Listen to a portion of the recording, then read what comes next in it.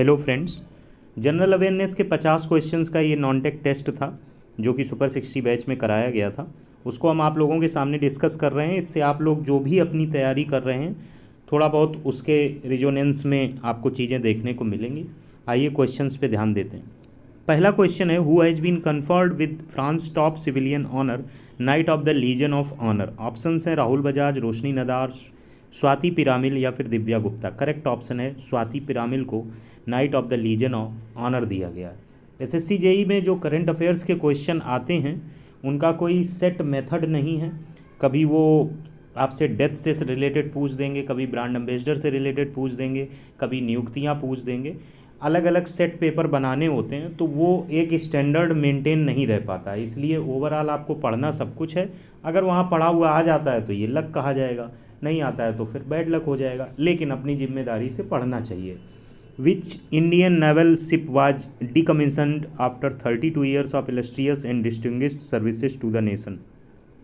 ये कौन सा आईएनएस है जो अब सेवा में नहीं है 32 वर्षों की सेवा के बाद? तो आईएनएस अजय रहा है। ये दोनों की दोनों सितंबर की करंट अफेयर्स हैं। तो अब एक ये भी होता है कि कब तक की करंट अफेयर्स कर लें। एग्ज़ाम्स ने अपने पैटर्न समय के साथ चेंज किए हैं। पहले होता था 1 महीने पहले तक का पूछा जाता था। अब जो पेपर आते हैं, अगर पेपर नवंबर में है तो हो सकता है वो अक्टूबर लास्ट तक का पूछ लें, और हो सकता है वो अक्टूबर सितंबर अगस्त को भी छोड़ दें। तो कोई भी वर्जन देना या कुछ स्पष्ट तौर पे गारंटी देना ऐसा होना नहीं चाहिए। फिर भी मुझे लगता है कि वो अक्टूबर से तो नहीं ही पूछेंगे, सितंबर तक पूछा जा सकता है। Who is currently having the position of drugs controller general of India. ये अच्छा क्वेश्चन है। 2019 में मैकेनिकल ब्रांच में जो जनरल अवेयरनेस अलग अलग डेट्स पे होते हैं तो पेपर के सेट भी अलग अलग होते हैं, उसमें ये क्वेश्चन पूछा गया था। तो हमने उस समय कुछ और रहे थे, इसको शामिल कर दिया। इसका करेक्ट ऑप्शन पूछा गया है वीजी सोमनी, अमित पुरोहित, शशांक रस्तोगी, राजीव कुमार। इसका करेक्ट ऑप्शन है डॉक्टर वीजी सोमनी। अगला क्वेश्चन है, which of the following is the host country of the FIFA under 17 women's world cup 2022। India ने होस्ट किया था और अभी हाल में इसका विनर स्पेन हुआ है। स्पेन इसका विनर है, जो कि बिल्कुल 2-3 दिन पहले की खबर है। तो वो पूछे जाने से ज़्यादा इम्पॉर्टेंट है होस्ट किसने किया था, वो इंडिया ने किया था। अगला क्वेश्चन है, India's first forest university to be established which of the following states. Telangana में इस्टेब्लिश की जा रही है। Correct option D part. अगला क्वेश्चन है, वर्ल्ड्स का जो हाईएस्ट रेलवे ब्रिज है एग्जैक्टली उसका नाम क्या है। इस नाम से रखा गया, लेकिन कहीं कहीं वर्डिंग जो है वो इस तरीके से कही जा रही है कि golden joint of the world's highest railway bridge. उसका एग्जैक्टली नेम ये है, गोल्डन ज्वाइंट नाम से जाना जाता है। ये क्वेश्चन एज इट इज़ आए या ना आए, लेकिन ये चीज़ आपको पता होना चाहिए कि J&K में है, यानी जम्मू कश्मीर में है। अगस्त 2022 में इसका इनॉग्रेशन किया गया और चेनाब नदी के ऊपर है और इसका गोल्डन ज्वाइंट नाम से जाना जाता है। करेक्ट ऑप्शन बी पार्ट होगा। अगला क्वेश्चन है, 11 new wetlands have been added to Ramsar sites to make a total of 75। Out of these 11 the only wetland that belongs to Madhya Pradesh is. MPPB जो लोग देने जा रहे हैं उनके लिए क्वेश्चन बहुत इंपॉर्टेंट है। मध्य प्रदेश के एकमात्र वेटलैंड है यशवंत सागर। महाराष्ट्र की एकमात्र वेटलैंड है थाने क्रीक। इसके अलावा उड़ीसा की 3, तमिलनाडु की 4, 4 3 7 2 9 हो गई, और 2 जम्मू कश्मीर की, जिसमें एक ये सालीबाग वेटलैंड कंजर्वेशन है। सबसे ज़्यादा अगर वेटलैंड इस समय करेंटली किसके पास है तो तमिलनाडु के पास है, और उसको फॉलो कर रहा है यूपी। अगला क्वेश्चन है, which of the following bank has launched a new campaign titled vigilante in August 2022। तो ये बैंक रही है HDFC बैंक ने ये लॉन्च किया विजिलांटी अगस्त 2022 में। अगला क्वेश्चन है कि कौन सा edition international boxing association IBA women's world boxing championship 2022 का तुर्की में हुआ। एक क्वेश्चन ये भी बनता है कौन सा एडिशन हुआ, तो 12th नंबर का एडिशन हुआ। इसके अलावा इंडिया की तरफ से क्या परफॉर्मेंस रही। इंडिया टैली में 4th नंबर पे रहा। टोटल 3 मेडल मिले, जिसमें एक गोल्ड मेडल मिला, और जो गोल्ड मेडल जीता वो निखत जरीन ने जीता। इस पे अगर कोई क्वेश्चन अच्छा बनाया जा सकता है कि सब कुछ जानते हुए भी फंसाया जाए, तो मुझे लगता है ये पूछा जा सकता है कि IBA women's world boxing championship India has won gold medal which has been won by Nikhat Zareen, she belongs to. तो निखत जरीन पहले आंध्र प्रदेश जो हुआ करता तो वहाँ जन्म हुआ था उनको, अब वो तेलंगाना के हिस्से में पड़ता है उनका बर्थ प्लेस। तो आप Telangana is the most correct option as per as belonging is concern. खैर यहाँ पे ऑप्शन 12th एडिशन होगा। अगला क्वेश्चन है जो 5G स्पेक्ट्रम का ऑक्शन हुआ था उसमें सबसे बड़ी बिडर कंपनी के रूप में रिलायंस जियो उभरी है। करेक्ट ऑप्शन बी पार्ट होगा। नेक्स्ट क्वेश्चन है which Formula 1 driver has announced his retirement from Formula 1 in year 2022। तो ये हैं सेबेस्टियन वेट्टल जो कि जर्मन के हैं। इन्होंने कहा है कि वो 2022 में संन्यास ले लेंगे।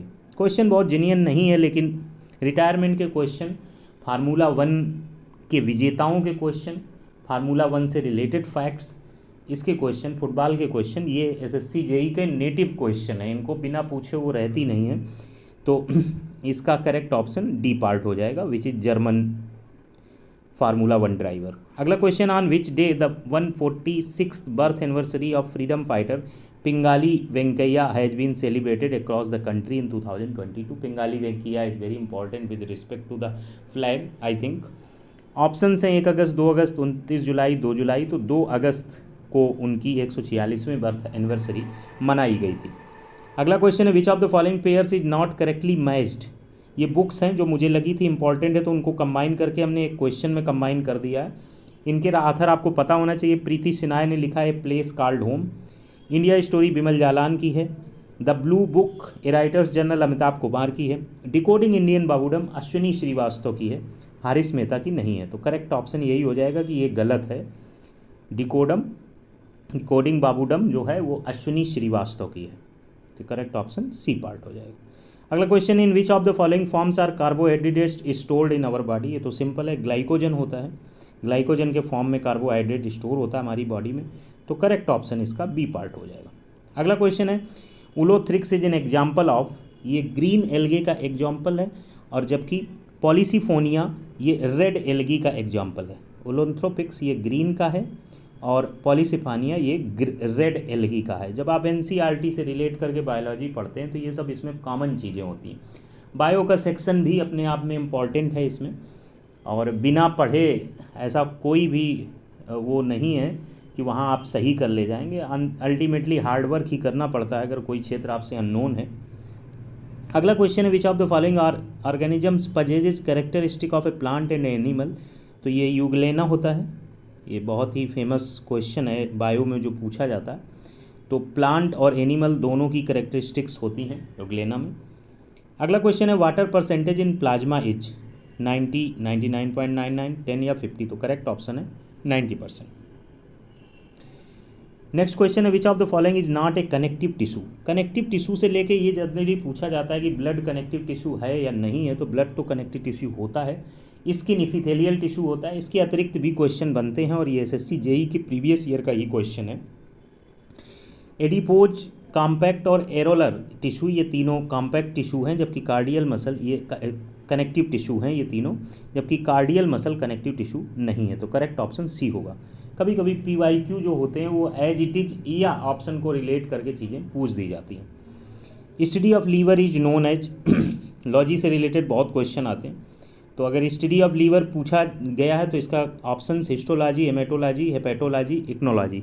अगर गिनी चुनी 10 से 20 लॉजीज हैं उनको अगर आप सही से देख लेंगे तो दिक्कत नहीं होगी। लीवर तो बहुत पूछा जाता है, हेपेटोलॉजी इसका करेक्ट ऑप्शन होगा। हिस्टोलॉजी अगर पूछा जाए तो ये study of microscopic structure of animal या प्लांट टिश्यूज उसमें आता है, basically related to the tissues है। और हेमेटोलॉजी है study of blood and blood disorder से रिलेट करता है।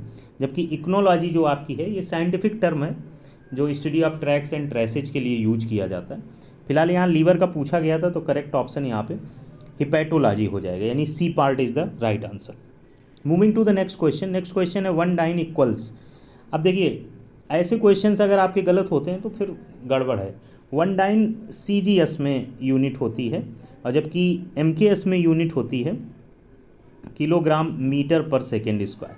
अब CGS में कन्वर्ट करोगे तो C से सेंटीमीटर, ग्राम और सेकेंड। किलोग्राम को मतलब CGS की चीज़ है, 1 डाइन का मतलब 1 सेंटीमीटर और ये किलोग्राम में है तो ये चीज़ 1 ग्राम सेंटीमीटर पर सेकेंड स्क्वायर, उस सेंस में अगर आप कर रहे हैं। तो यहाँ से क्या करेंगे, ग्राम को अगर हम किलोग्राम में बदलेंगे तो 10 की पावर -3 आ जाएगा, सेंटीमीटर को मीटर में बदलेंगे 10 की पावर -2 हो जाएगा, गुणा में घातें जुड़ती हैं तो -3 और -2 मिलके -5 हो जाएगा, यानी 10 की घात -5 किलोग्राम मीटर पर सेकेंड स्क्वायर कह सकते हैं। तो ये करेक्ट ऑप्शन डी पार्ट होगा। आइए अगले क्वेश्चन की तरफ बढ़ते हैं। अगला क्वेश्चन है, Bernoulli's principle is based on which of the following laws.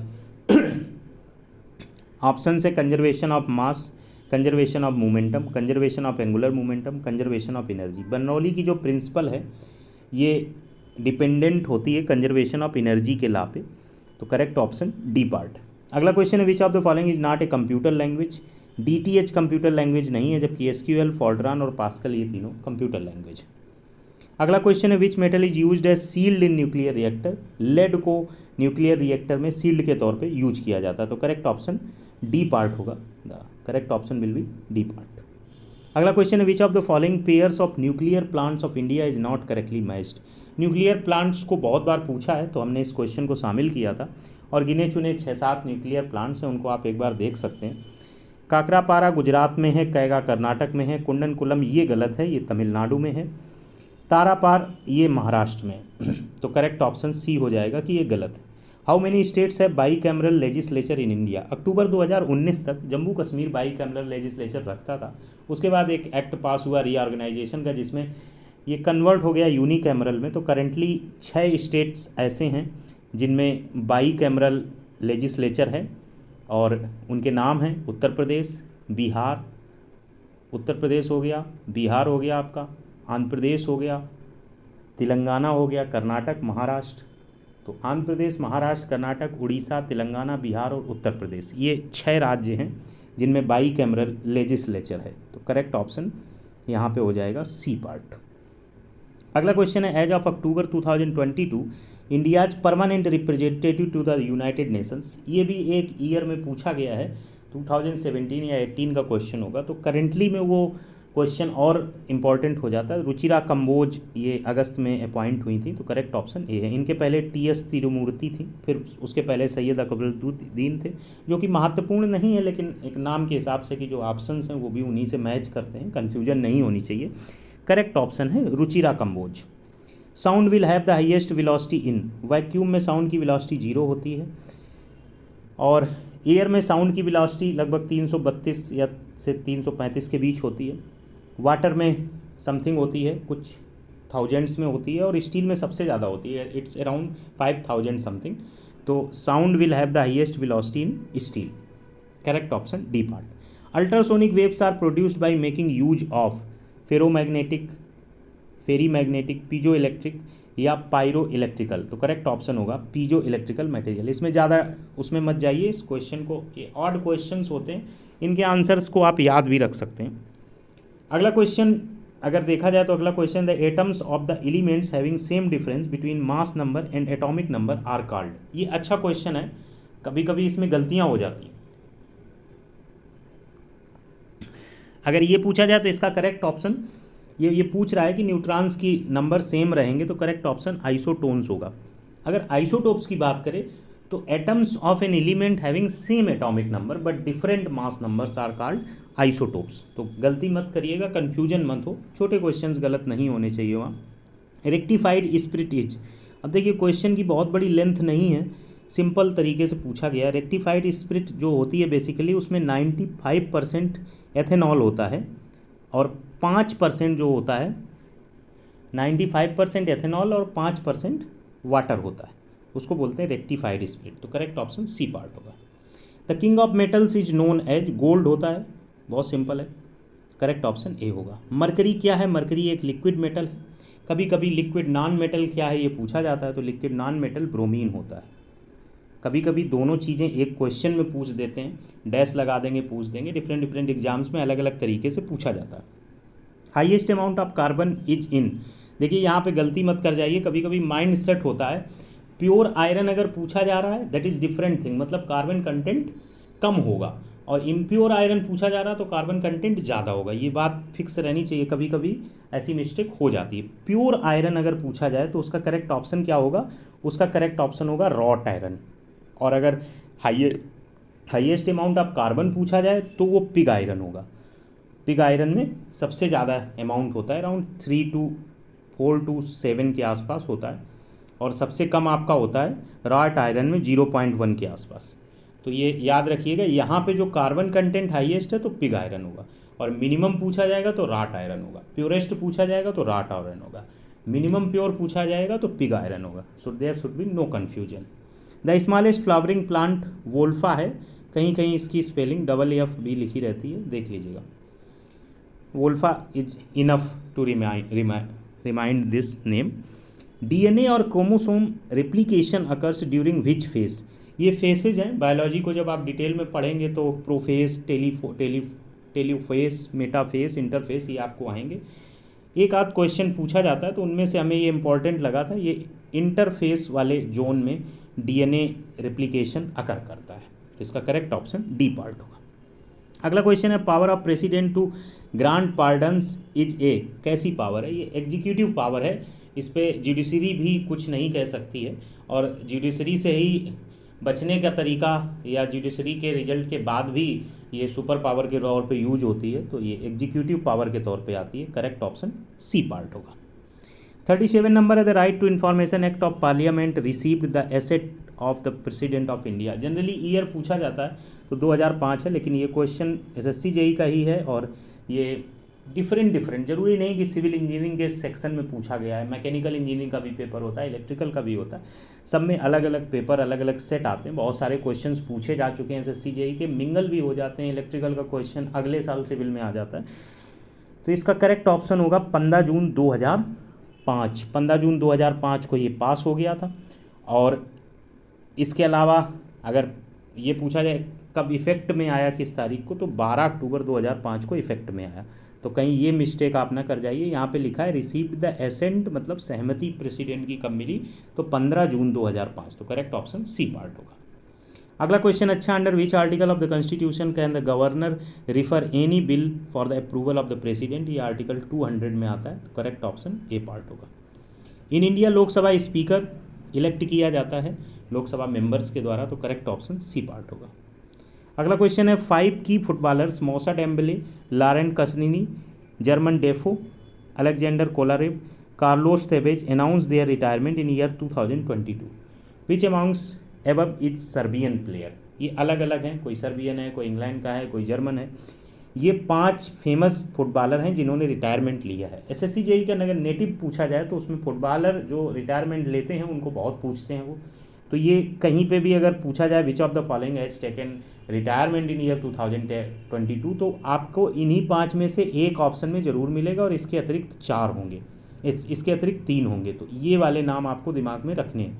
ये मैंने क्वेश्चन एक साथ ऐसा क्रिएट किया ताकि ये 5 नाम आपके दिमाग में आ जाए, उसमें से ये क्वेश्चन क्रिएट कर दिया। तो अलेक्जेंडर कोलारेव आपके जो हैं ये बिलोंग करते हैं सर्बिया से, सर्बियन प्लेयर।